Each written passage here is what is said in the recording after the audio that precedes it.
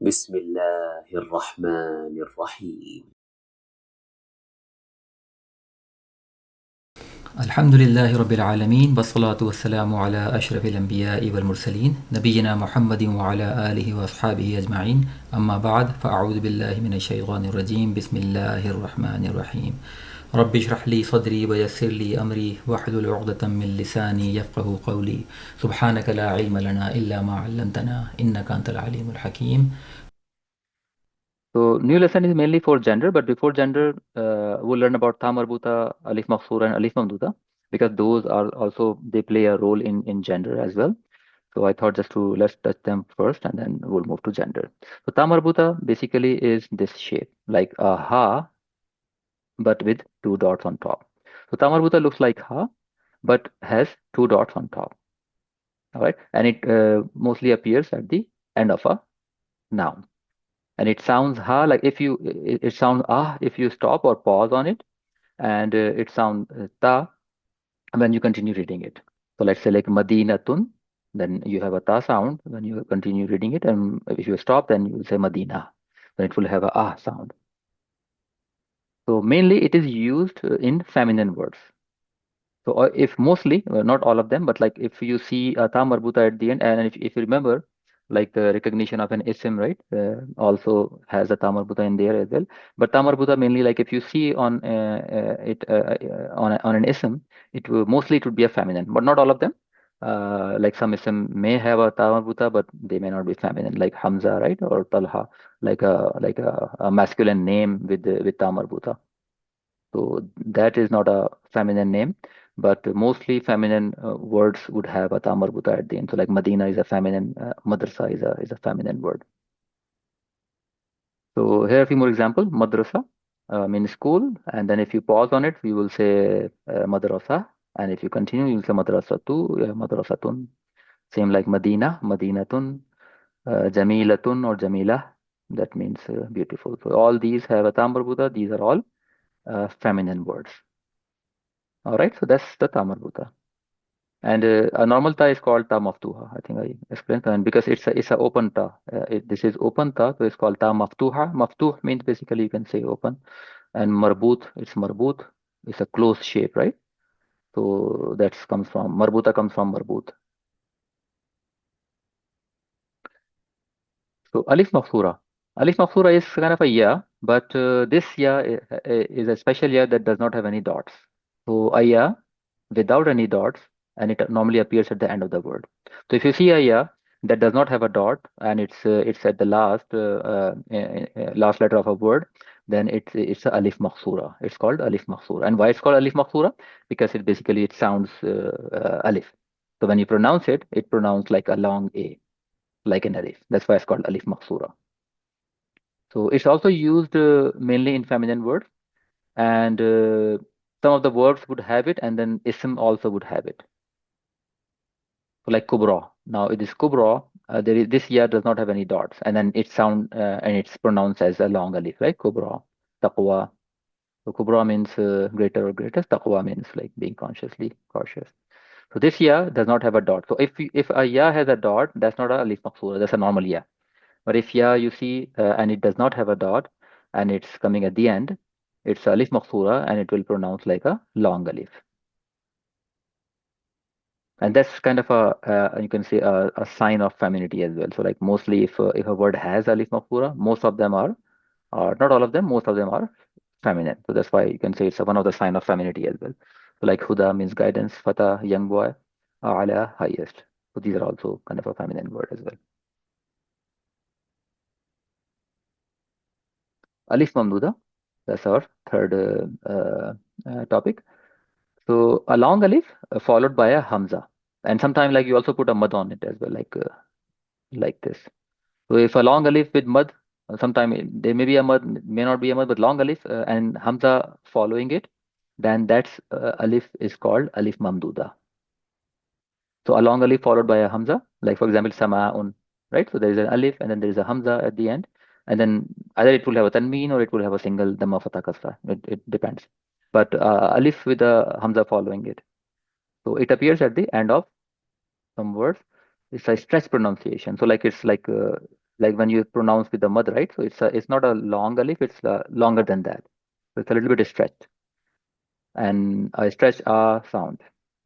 And this is also used in many feminine words. So like sama'un, right? It's not kind of a normal alif, it's a little bit stretched alif. So like with mud.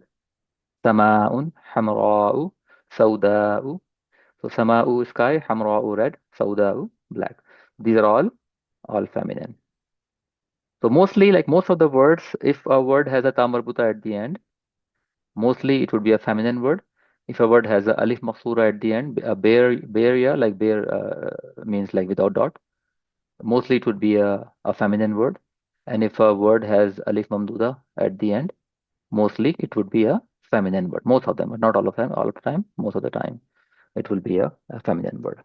These are the three, you can say these are the three sign of femininity in many words. Okay, so let's come back to our properties of the same topic. So we have covered definiteness, we have covered and casing. So today we'll cover gender, the third property of an ism, gender, and same as in English, like there are two genders, masculine and feminine, but here it's a little bit different. So let's go and see what is the difference between a gender in Arabic and English. So in English, you know, like there is a neutral type as well, like it, right? Like for a school, we don't say he or she or like for moon and book, right? These are basically gender neutral, and we use it when we use them in a sentence. But in Arabic, there is no neutral type. So there is, you can say there is no it mainly, like grammatically. Right? Well, whether there may be some sentences you may use it, but grammatically, there is no neutral or it type. Every word, either you will treat them as a feminine or you will treat them as a masculine. So there is no it or there is no neutral type in Arabic grammatically. Like for, so either the word would be a feminine or a word would be a masculine, like an ism. Ism either it would be a masculine or it would be a feminine. No it. So let's say for pen, right now I'm using a pen, right? So I'm not gonna say it's it. It's basically it's in grammatically it's a masculine. I know it sounds weird, but in Arabic there is no it. For things as well, either things would be masculine or feminine in gender grammatically. So, all right, so that's a little bit difference in English and with the Arabic. So like girl, woman, these are all feminine, boy, man will be feminine, and these also would be fall. Either they will fall under masculine or they will fall under feminine, depending upon their shape, right, and all those. So now here's a almost full list identifying a gender. So the rule is always assume a word masculine except in these following cases. So there are four major cases. Other than that, if a word does not fall under these four categories, assume that word is a masculine. So the first we already discussed. The first, like if you if you don't see a feminine ending, and when I say feminine ending means like either it has a Tāʼ Marbūṭah or it has Alif Maqṣūrah or it has a Alif Mamdūdah. So that these are called signs of femininity. So there is no feminine ending, right? So if a word does not have a feminine ending, all right, so most probably it would be a masculine. Second, if a word uh, does not have a female, it's not a female name, you can say, right? Like because this is a biologically like it's a female, right? It is used for a female, so definitely it is feminine.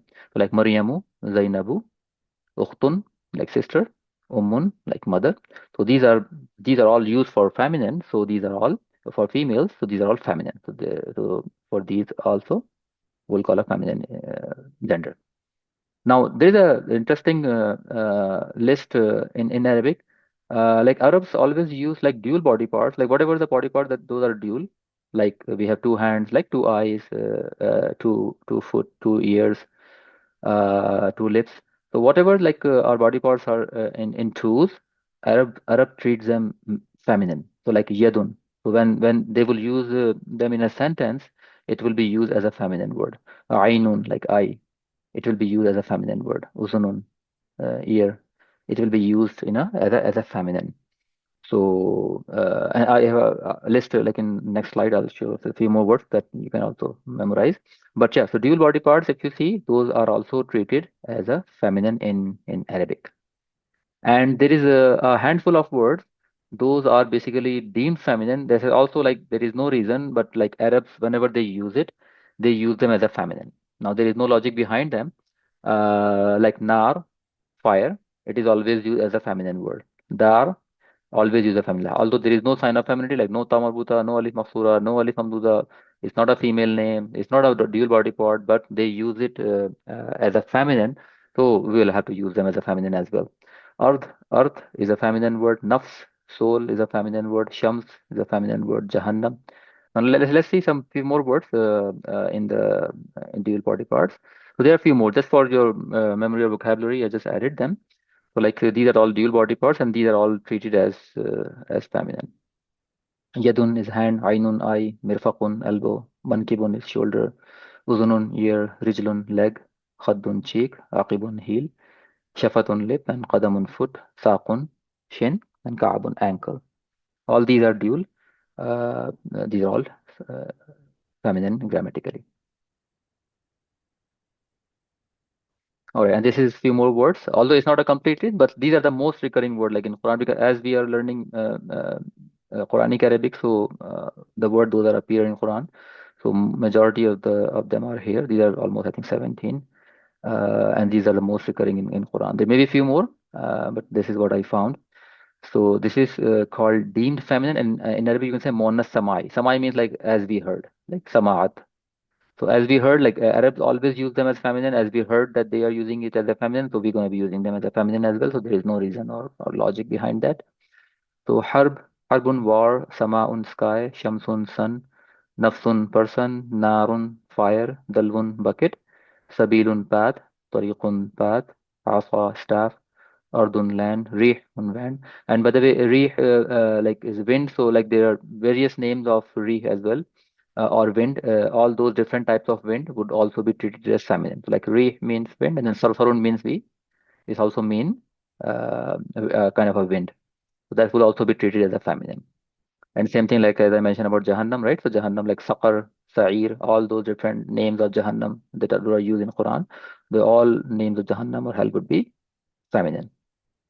And then Bi'run, well, Dar is house. So like for house, there are two words like Bait. Bait is not feminine, but like the Dar is feminine for house. Ka'sun, cup is a feminine. Khamrun is a wine or alcohol. Jahannamu, hellfire. Sa'ir, another word of Jahannam, is also feminine. Saqar is also Jahannam, feminine. So that's the almost about 17. So try to memorize them so that you know, like, because if it comes, so we should know that this is a feminine word, because there is no symbol, there is no sign of femininity. This is not a dual body part. This is not a female name. But as Arabs always use them as feminine, so we have to use them as feminine. So try to, it would be good like if you try to memorize them. All good. So let's start a few exercises. Same exercise I'm doing, but now we have to find three things. So we have to find, like, identify as we learn about gender as well. So we'll find about gender, end casing or status or hal, and whether they're definite or indefinite. So all these ism, the red ones are all ism. So that's a clue. I'm already giving you a clue. Now you have to tell me their gender, all these red words, their gender, their end casing, and their definiteness, whether it's a definite noun or it's an indefinite noun. So if you can raise your hand, then that will help me. All right, Aslan, go ahead, please. So Ar-Rahmani. Ar-Rahmani, the gender is Muzakkir, masculine, Muzakkar, masculine, Muzakkar. and the end casing is jar, and it is a definite noun. So Yes, because of an al. yes, Ar-Rahimi. munkira. Munkira? No. Definite. I'm sorry. I Definite think is Marfa. Marfa. Yes, sorry. Yeah, definite is Marfa, and indefinite or without al is Nakira. Nakira. Okay. All right. Ar-Rahimi. Ar-Rahimi is also a masculine, Muzakkir, and the end casing is jar, the hal is jar, and the definiteness is Marifa. Right. And if anyone may not recognize or have a different opinion, then you can ask question. Alhamdu. Alhamdu, the gender is masculine, uh, and the hal is rafa, and it is also a definite. Definite, because it has an al, it has dhamma at the end, so it's rafa. There is no sign of femininity. There is no dual body part. That's not deemed feminine, and also it does not have a female name, so definitely it's a masculine. Rabbi. Rabbi is masculine, and the hal is jar and is indefinite. Indefinite. All right. So this one we already talked about. Maliki. Maliki is jar, and it is masculine, and it is also indefinite. Indefinite. Yaumi. Yomi is masculine. It is the end casing is jar, and it is also indefinite. Indefinite. And Adini. This is also masculine. The ending is jar, and it is definite. Definite. Asirata. Asirata is the gender is masculine. The hal is nasb, and it is definite. Definite with al. Al-Mustaqima. Al-Mustaqima is also masculine. The hal is nasb, and it is definite. Definite. All right. Again, Sirat. Sirata, I am a little confused with the definiteness of this because we can say as-sirata maybe, but Mm-hmm. right now what I see, it seems like it is indefinite, and gender is masculine, and the end casing is nasb. Right. Yeah. Yeah. But when we learn fragments, then I think we'll explain. But yeah, right now you can just treat it as based on our understanding, right? That is, it does not have an al, so let's based on Yes, that, let's treat it as a indefinite. indefinite. But yeah, it may affect it may have effect of these words. Yeah. Yeah. Al-Maqdubi. Al-Maghdubi is the gender is masculine, the hal is jar, and it is a definite. Definite. All right. Thank you, Ruslan. Anyone can else volunteer for the exercise too? Yeah, Faisal, go ahead, please. Uh, Al-Qur'ani. Al-Qur'ani, uh, it is the gender is male, encasing jar. Al-Qur'an, so it is definite, like marfa. Okay, yeah. Al-Hakimi. Al-Hakimi, uh, Al-Hakimi, this is again male, uh, encasing jar, and because it begins with al, so it is marfa. Marfa. All right. All right. Siratin. Siratin, this is masculine, jar, and nakra. Nakira. All right. Mustaqimin. Mustaqimin, masculine, jar, and nakra. Nakira. All right. Tanzila. Tanzila, masculine, nasb, and this is indefinite nakra. Nakira, right. Although it does not have an tanween, right? But like we learned that either it would have an al or tanween, right? But Yep. not all the time like it would have. So the main you can recognize like as there is no al, so let's treat them as a nakira for now. Because we haven't learned fragments, right? So just let's go with that concept for now. Al-Azizi. Al-Azizi, masculine, jar, marfa, Marfa. Right? Al-Rahimi. masculine, jar, marfa, Marfa. Qawman. um, masculine, nasb, nakra. Okay. All right. And then we'll learn more about it. But right now, let's go with masculine, this word. But when we learn more about numbers and all those, then we'll come back to this here. Al-Qawlu. Masculine again, rafa, and marfa. اللهم صل على سيدنا محمد النبي الأمي وآله وصحبه وبارك وسلم. ربنا آتنا في الدنيا حسنة وفي الآخرة حسنة وقنا عذاب النار. ربنا تقبل منا إنك أنت السميع العليم. ربنا لا تؤاخذنا إن نسينا أو أخطأنا. ربنا ولا تحمل علينا إصرا كما حملته على الذين من قبلنا. ربنا ولا تحملنا ما لا طاقة لنا به. واعف عنا واغفر لنا وارحمنا أنت مولانا فانصرنا على القوم الكافرين. سبحان الله آمين. سبحان ربك رب العزة عما يصفون وسلام على المرسلين والحمد لله رب العالمين.